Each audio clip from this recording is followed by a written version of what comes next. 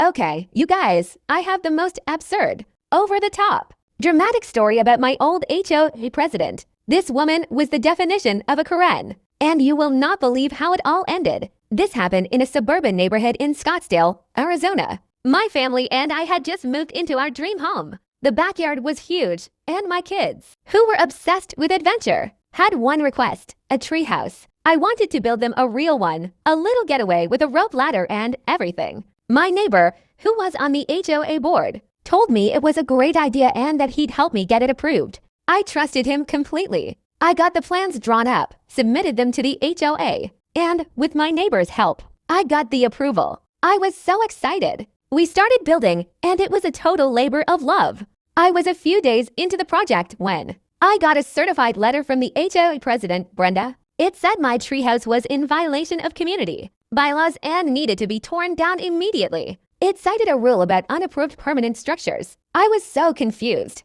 My neighbor had helped me get it approved. I called my neighbor, and he just said, "Oh, I must have missed something." But then, at an HOA meeting, he voted against me. He had completely betrayed me, all to stay in Brenda's good graces. Brenda, meanwhile, was relentless. She sent me a fine for every day the treehouse stood. She would walk by my house and just glare at the half-finished treehouse. The whole thing was personal.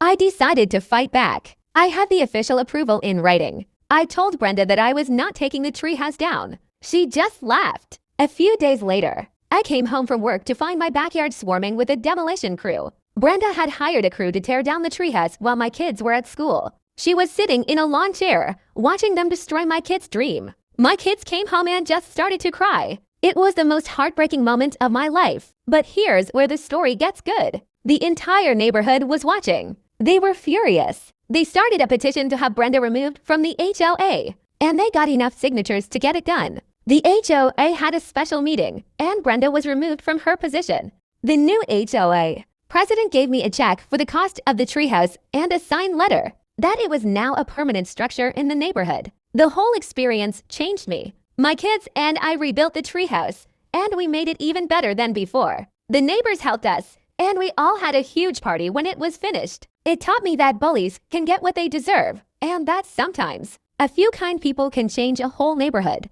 It was a victory, not just for my family, but for the entire community. So yeah, that's the story of the treehouse that caused a neighborhood war. Have you ever dealt with an over-the-top HOA or a ridiculously petty neighbor? Tell me your craziest stories in the comments.